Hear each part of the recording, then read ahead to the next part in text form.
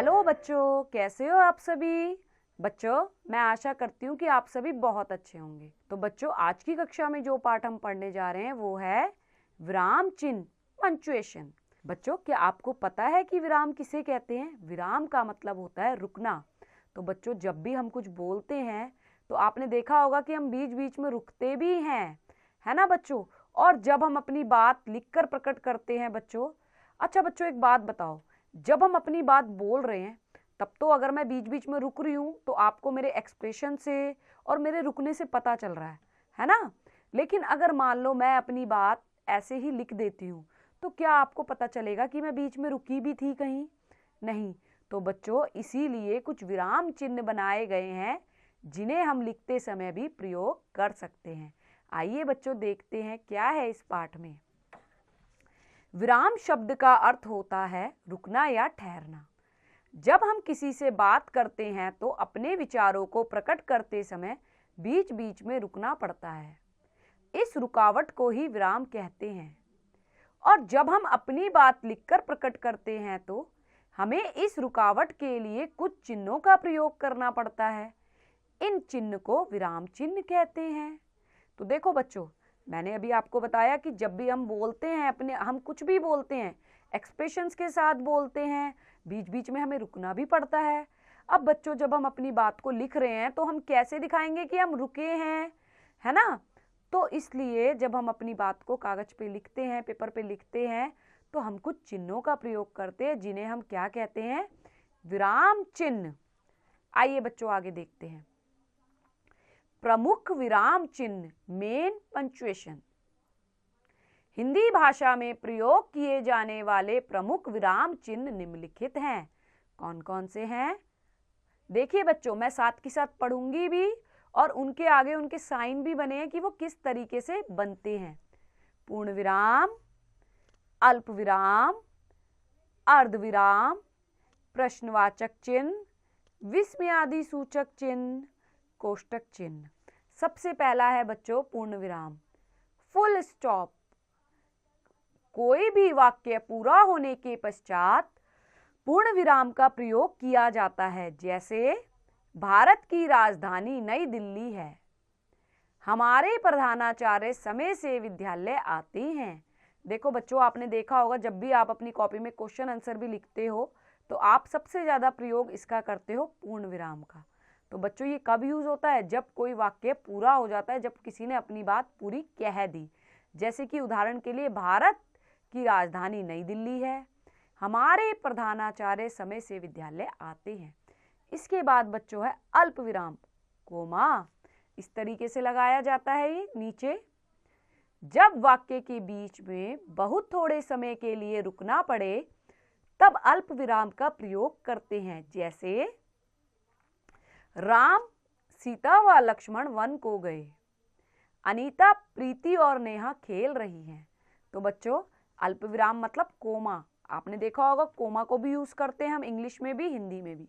जब हमें थोड़ा सा रुकना हो तब वहां पर हम अल्प विराम का प्रयोग करेंगे। जैसे कि उदाहरण के तौर पे आपने देखा, राम, सीता व लक्ष्मण वन को गए।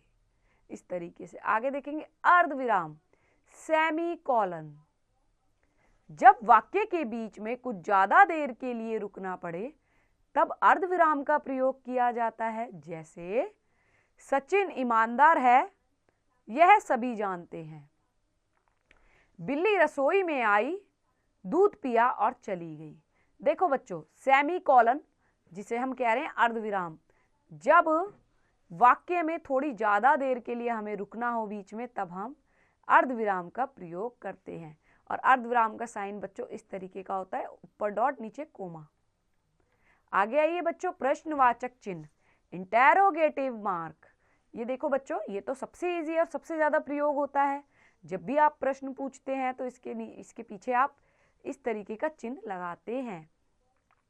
जब वाक्य में किसी से प्रश्न पूछा जाता है तो उसके अंत में प्रश्नवाचक चिन्ह का प्रयोग किया जाता है। जैसे तुम्हारा नाम क्या है, तुम कौन सी कक्षा में पढ़ते हो। होता है ना बच्चों, आपसे भी कोई बहुत सारे क्वेश्चन कोई ना कोई करता होगा, तो उन सब के आगे क्या लगाया जाता है? प्रश्नवाचक चिन्ह। आगे देखेंगे बच्चों, विस्मयादि सूचक चिन्ह, एक्सक्लेमेशन मार्क।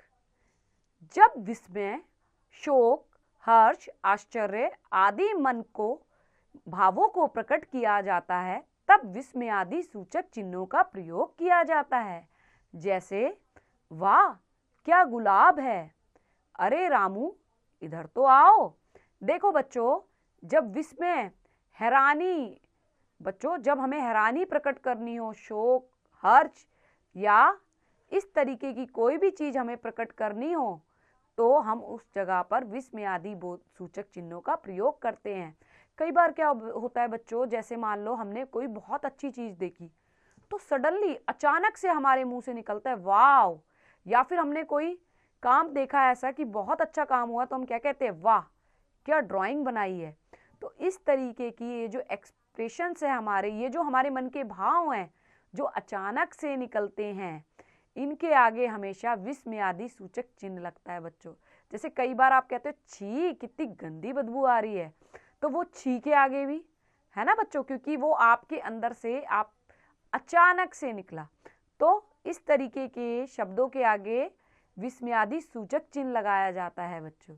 देखिए किस तरीके से लगता है, एक डंडा और नीचे डॉट। आगे देखेंगे कोष्टक चिन्ह, ब्रैकेट्स। अपनी बात को और अधिक स्पष्ट करने के लिए कोष्टक के अंदर लिखा जाता है तथा उसके दोनों ओर ये चिन्ह लगा दिए जाते हैं। जैसे निरंतर, लगातार पढ़ने से कक्षा में अच्छे नंबर आएंगे। रामचरितमानस महाकाव्य तुलसीदास जी ने लिखा है। देखिए बच्चों, जब हमें अपनी बात को अधिक स्पष्ट करना हो, कई बार क्या होता है हम कुछ भी लिख रहे हैं उसके साथ हम ब्रैकेट में उसका मीनिंग भी लिख देते हैं, है ना बच्चों, ताकि हम जो भी कहना चाह रहे हैं वो पढ़ने वाले को अच्छे से समझ में आ जाए। तो बच्चों जब हमें अपनी बात को अधिक स्पष्ट करना हो तो उसके लिए हम एक ब्रैकेट बनाते हैं और ब्रैकेट के बीच में अपना जो भी बात वर्ड हम लिखना चाह रहे हैं वो हम लिख देते हैं। तो इसी को कहते हैं बच्चों कोष्टक चिन्ह। आइए बच्चों, अब याद रखने योग्य कुछ पॉइंट्स दिए गए हैं, याद रखिए। विराम का अर्थ रुकना या ठहरना है। लिखते समय रुकने का संकेत देने तथा कही हुई बात समझाने के लिए जिन चिन्हों का प्रयोग किया जाता है उन्हें विराम चिन्ह कहते हैं। हिंदी भाषा में प्रमुख रूप से प्रयोग किए जाने वाले विराम चिन्ह पूर्ण विराम, अल्पविराम, अर्धविराम, प्रश्नवाचक चिन्ह, विस्मय आदि सूचक तथा कोष्टक चिन्ह हैं।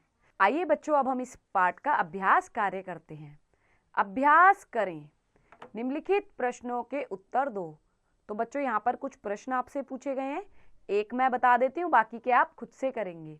सबसे पहला है विराम का अर्थ बताइए। तो बच्चों क्या लिखोगे, विराम का अर्थ ठहरना है। अगला क्वेश्चन देखेंगे, ख सही मिलान कीजिए। बच्चों मिलान करने हैं, कैसे करने मैं बताती हूँ। पूर्ण विराम, पूर्ण विराम का चिन्ह कौन सा है, ये डंडे वाला, तो आप इसको इससे मिला देंगे। अल्प विराम का कोमा, इसी तरीके से सारे आप करेंगे बच्चों। ग निम्नलिखित वाक्यों में उचित विराम चिन्हों का प्रयोग करके पुनः वाक्य लिखिए। बच्चों कैसे करना है देखिए, एक वाक्य दिया है, आपको इसमें क्या लगाने हैं, विराम चिन्ह। देखिए विक्रांत, सचिन और राजा मित्र हैं। आप क्या करोगे, विक्रांत के बाद आएगा कोमा, विक्रांत, सचिन और राजा मित्र है, और है के बाद आएगा पूर्ण विराम। इस तरीके से बच्चों, जैसे अगला देखो, तुम कहाँ जा रहे हो, क्वेश्चन पूछा जा रहा है तो आप यहाँ पे क्या लगा देंगे, क्वेश्चन मार्क। आइए बच्चों अगला क्वेश्चन देखते हैं। निम्नलिखित वाक्यों के सही विकल्प के आगे सही का चिन्ह लगाइए। कैसे करना है एक मैं करके बताती हूँ। विराम चिन्ह है, आपको बताना है विराम चिन्ह क्या है, पूर्ण विराम, कोष्टक चिन्ह, अल्प विराम या ये सभी।